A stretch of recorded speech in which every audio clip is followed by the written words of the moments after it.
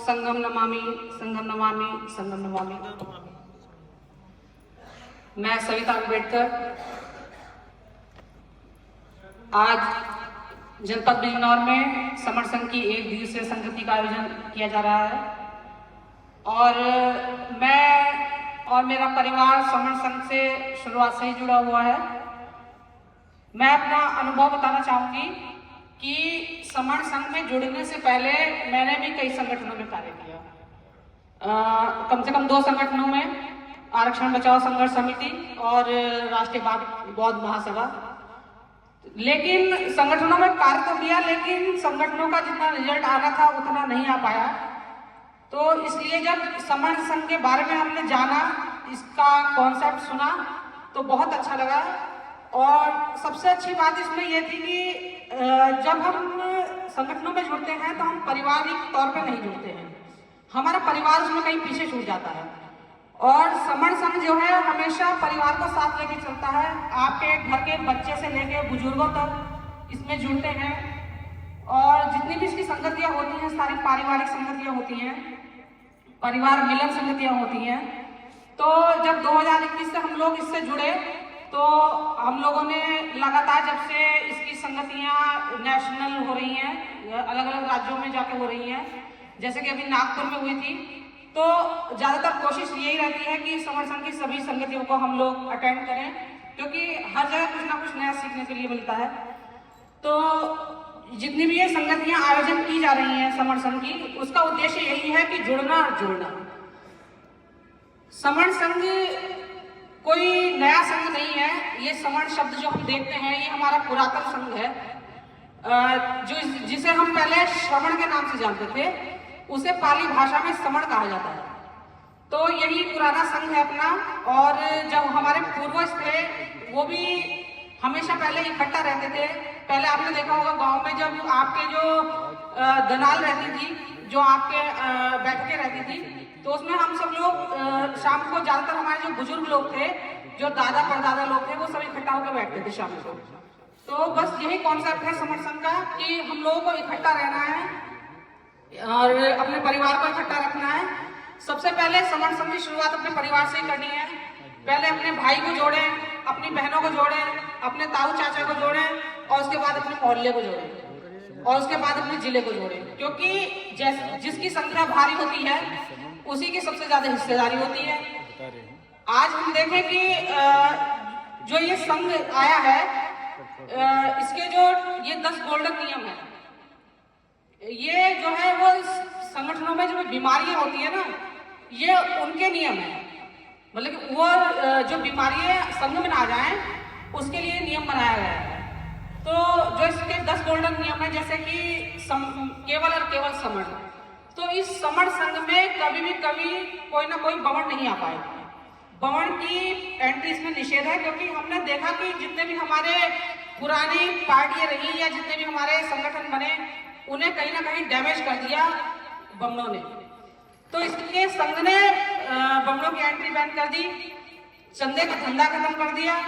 और सबसे बड़ी बात जो अभी हमारे वक्ताओं ने भी बताई कि जाति बड़ी रुकावट है हमारे जोड़ने और जोड़ने में, तो इसने जातियों को भी खत्म कर दिया। अब हम लोग जितने भी यहाँ पे संगी भाई या बहन बैठे हुए हैं, कोई किसी से किसी की जाति नहीं पूछता, बस हम समण है इतना कहना है हमें बाहर जाके, तो हम सब इकट्ठे हो जाते हैं। अच्छा, अपने भाई को बाहर जाके पहचानोगे कैसे? कोई चर्चा होती है, कोई विवाद होता है, कोई आपको अगर समण मानने को तैयार नहीं है तो केवल उससे ये पूछना है कि आप बमण है क्या? तो जो बमण नहीं है तो वो कहेगा नहीं मैं बमण तो नहीं हूँ, तो सब समण है बस। तो जैसे अभी सर ने बताया था कि कम से कम जो समणों का रेशो है वो 86-87% है। तो हम लोग सब समण हैं, भले ही हम अलग अलग मतों को मानते हों। कुछ लोग ये कहते हैं कि हम रविदास को मानते हैं, कुछ कहते हैं कबीरदास को मानते हैं, कुछ और मतों को मानते हैं। तो समण संघ का अपना कोई मत नहीं है, इसमें सभी मतों को मानने वालों का सम्मान है।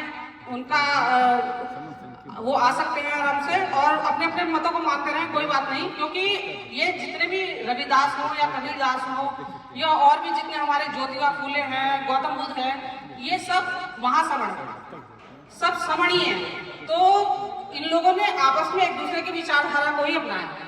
सबने मानवता की और न्याय की नीति को ही अपनाया है। और बाबा साहब ने इन सबको, जो हमारे महासमण रहे हैं जितने भी, उन सबकी विचारधारा को आगे बढ़ाने का कार्य किया है।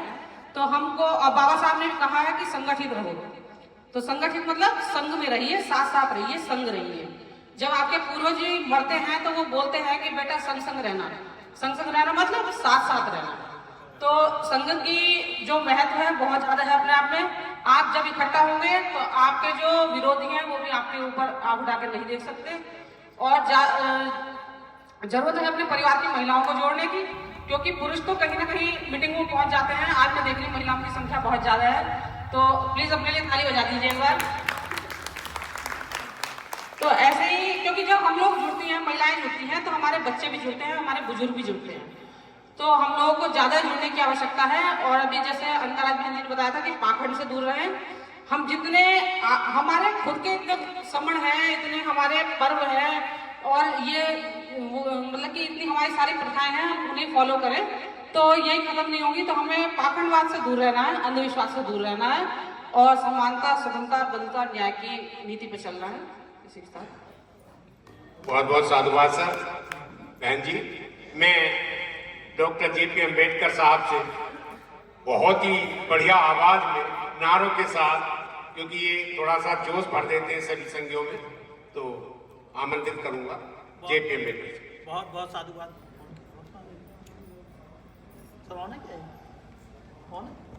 बहुत बहुत साधुवाद। जैसे कि सबने कहा कि हम लोग सुबह से बैठे हैं और लंच का टाइम होने जा भी रहा है, तो एनर्जी की आवश्यकता है। तो एनर्जी खाली भोजन से नहीं आती है, और भी साधन होते हैं। तो एक जोश अपने आप में भरना होता है, क्योंकि व्यक्ति के अंदर ही सबसे बड़ी ताकत होती है।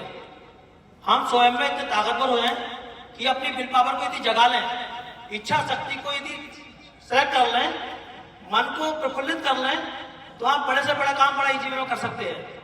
तो मन से आप प्रसन्न रहिए और स्वस्थ रहिए, खुश रहिए, और आप सेलिब्रेट करिए कि आप संघ में बैठे हैं, संघियों के साथ बैठे हैं। इतना अच्छा अवसर है, ये पर्व है, इसको सेलिब्रेट करें। तो एक साथ मेरे साथ बोलेंगे, हमारा समान संघ, हमारा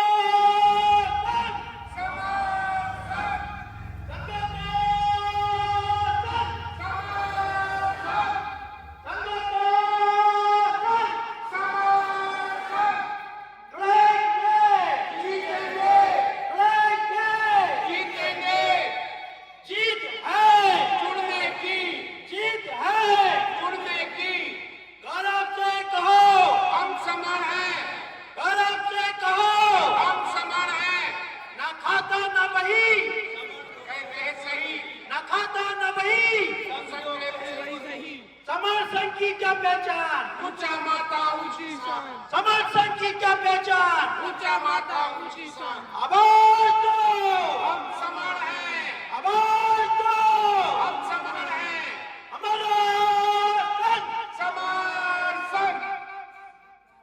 एनर्जी आई। आगे सर, आगे। चलिए बात कर पूछा सर थोड़ी अपना अनुभव रखो। अच्छा ठीक है, क्योंकि संघ का नियम है कि पति और पत्नी एक साथ आके संघ पे आते हैं, तो मैं संघ का समय बचाना चाहता हूं। संघ से अनुमति मिली है कि मैं भी अपनी अनुभव अभी रख देता हूं। तो जैसा कि अभी तमाम साथियों ने अपना अनुभव दिया है, मैं भी आपको बता दूं, मैं Samar doctor JP Singh Ambedkar, district Rampur, Uttar Pradesh से हूं।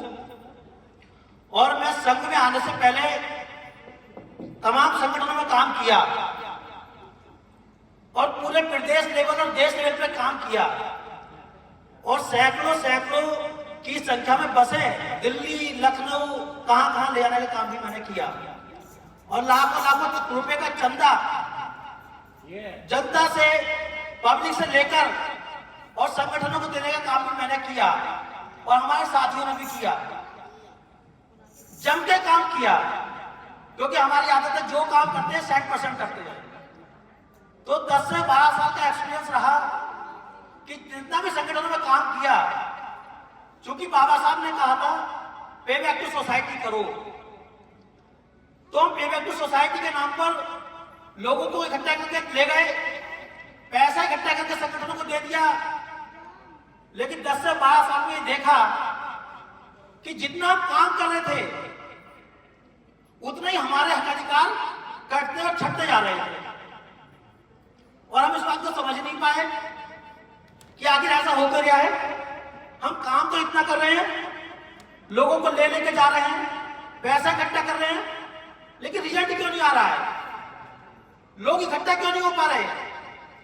हमारे हकाधिकार सुरक्षित क्यों नहीं हो पा रहे? तो पता ये लगा कि संगठनों की एक प्रवृत्ति है, और हर किसी की एक प्रवृत्ति होती है।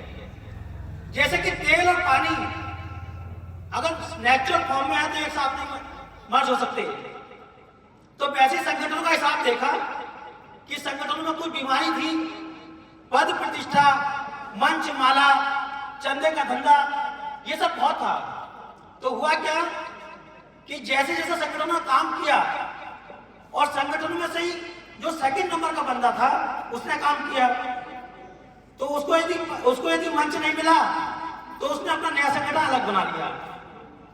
कहीं पैसों को लेकर झगड़ा हो गया तो पैसे के झगड़ा का समाधान नहीं हुआ तो उसने अपना अलग संगठन बना लिया।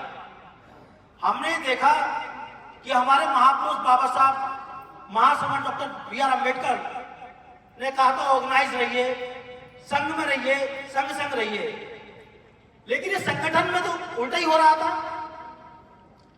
जिस महापुरुष बाबा साहब डॉक्टर बी.आर. अम्बेडकर ने 6,743 जातियों को इकट्ठा किया SC, ST, OBC और कन्वर्टेड माइनॉरिटी में, बाबा साहब ने इकट्ठा किया बड़ी खूबसूरती से। मानव काशीराम जी आए महासमण, तो उन्होंने इकट्ठा किया, बहुजन समाज संघ बनाया। लेकिन हमारे इन क्रांतिकारी साथियों ने संगठनों के नाम पर 29 लाख संघ संगठन बनाकर डाल दिए। 29 लाख कहने का मतलब कि बाबा साहब की विचारधारा के, बाबा साहब के 29 लाख टुकड़े कर दिए। अब हम, बाबा साहब ने कहा था इकट्ठे हो जाओगे सारे हकाधिकार सुरक्षित रहेंगे, 51% इकट्ठे हो जाइए इस देश के शासक आप बन जाओगे। 51% हम नहीं हो पाए, बल्कि हम 90-85% से मात्र 4-5% पर काम कर रहे हैं।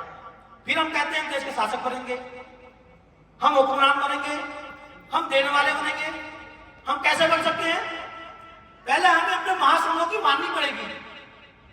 जो इस संगठन ने 29 लाख टुकड़े कर डाले अपने व्यक्तिगत स्वार्थ के चलते, पे बैक टू पर्सनल करने के चक्कर में, पे बैक टू सोसाइटी को छोड़कर पे बैक टू पर्सनल करने लगे। तमाम राष्ट्रीय लेवल के नेताओं ने लाखों करोड़ों रुपया अपने खातों में जमा कर लिया। उसके बाद ही पैसा बटोरते हैं। जो खाते में पैसा पड़ा है उसका यूज नहीं करते। आप सबको पता है, सब वरिष्ठ है, करोड़ों रुपया खाते में पड़ा है, उसका प्रयोग पे बैक टू सोसाइटी में नहीं करेंगे और पैसा मांगेंगे और पैसा इकट्ठा करते रहते हैं। फिर उस इकट्ठे पैसे को रखाने के लिए उसके हजारों चक्कर लगाते रहते हैं। उस समाज को भूल जाते हैं जिसके लिए काम करने का बीड़ा उठाया था, जिस सोसाइटी से हम निकल के आए थे। तो हमारे ये समझना पड़ेगा कि आखिर हो क्यों रहा है। तो हो इसलिए रहा है कि हमारे कुछ विरोधियों ने तो हमको जाति में तोड़ डाला, और जाति तो गलत चीज नहीं होती है। जात जो होती है आपकी पहचान होती है, और पहचान आपके काम से होती है। वो काम ही आपकी पहचान है, जिसको उन्होंने जात बना के आपको जात टुकड़ों में तोड़ दिया। तो वो जाति को खत्म करके इकट्ठा किया, लेकिन संगठनों ने फिर 29 लाख टुकड़ों में तोड़ दिया। तो दोबारा से हमको फिर से इकट्ठा होना है, और इकट्ठा कब होंगे? जब हमारी एक पहचान होगी। एक पहचान होगी तभी इकट्ठा हो सकते हैं, जब एक संघ में इकट्ठा हो सकते हैं। तो हमें अपनी जाति को खत्म करना है।